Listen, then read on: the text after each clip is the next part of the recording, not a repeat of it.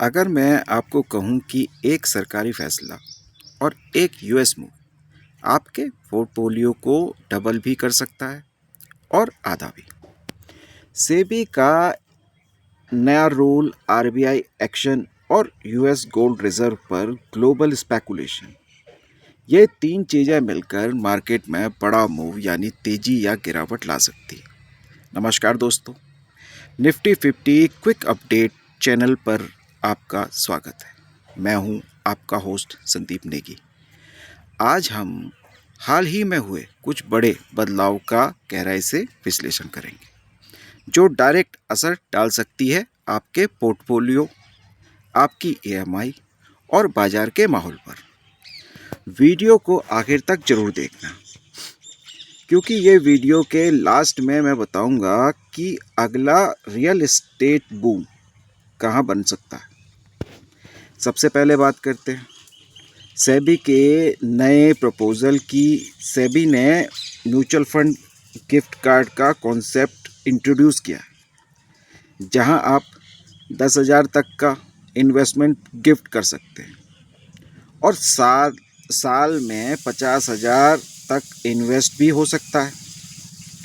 इसका सीधा मतलब आम लोगों की भागीदारी बढ़ेगी, लेकिन दूसरी तरफ एक साइलेंट रिस्क भी बन रहा है। ईएमआई ट्रैप, कर्ज का जाल कहते हैं जिसे। आज हर चीज़ ईएमआई पर है, जैसे मोबाइल, कार, होम लोन और भी बहुत कुछ, जिस कारण शॉर्ट टर्म में ये खर्च बढ़ाता है। लेकिन बड़ी आर्थिक स्तर पर घरेलू कर्ज बढ़ रहा है। अगर मार्केट में करेक्शन आता है तो डिफ़ॉल्ट्स यानी कर्ज ना चुका पाना पड़ सकता है।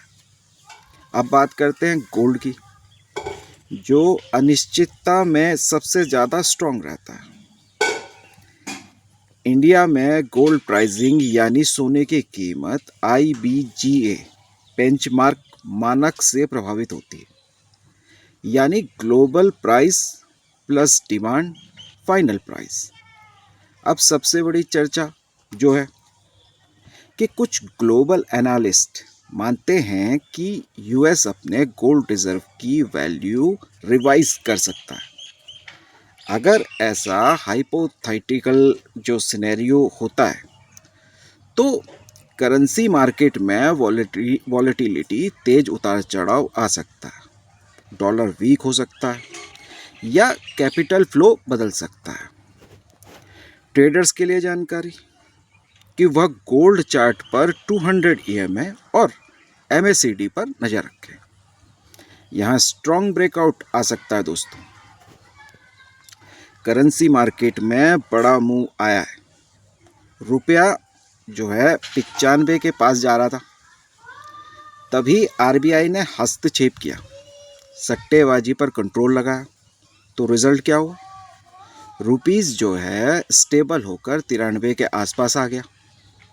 इसका असर आयात करने वालों को फायदा, आईटी और फार्मा स्टॉक पर प्रेशर। ट्रेडर के लिए जो है, जो ट्रेडर्स होते हैं उनके लिए है।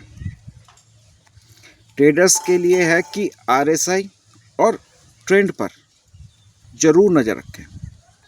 अब एविएशन सेक्टर की बात करते हैं। एटीएफ फ्यूल महंगा है और फ्लाइट कम हो गई है। डिमांड ज़्यादा, सप्लाई कम। रिजल्ट, टिकट की कीमतें बढ़ रही हैं। टूरिज्म स्टॉक पर शॉर्ट टर्म प्रेशर आ सकता है। अब बात करते हैं रियल एस्टेट बूम की बात करें। अब सबसे बड़ा सवाल, इंडिया में अगला रियल एस्टेट बूम कहाँ आ सकता है? छोटे शहर, एक्सप्रेसवे के आसपास और जहां इंफ्रास्ट्रक्चर बन रहा है, वहीं स्मार्ट मनी बड़ा निवेश कर सकती है। एग्जाम्पल जैसे दिल्ली टू देहरादून एक्सप्रेसवे, ठीक है, यहाँ प्रॉपर्टी के रेट तेजी से बढ़ रहे हैं। इसी तरह इंदौर, लखनऊ, कोची, ये नेक्स्ट ग्रोथ हब बन सकते हैं। तो दोस्तों, ये थे बड़े माइक्रो ट्रिगर्स जो मार्केट डायरेक्शन तय कर सकते हैं। आपका जो व्यू है आरबीआई का एक्शन सही था, उसके बारे में बताइएगा कि जो आरबीआई का एक्शन था वो सही था, या यूएस का गोल्ड जो मूव है मार्केट में बड़ा इम्पैक्ट लाएगा। कमेंट में अपनी राय ज़रूर लिखें।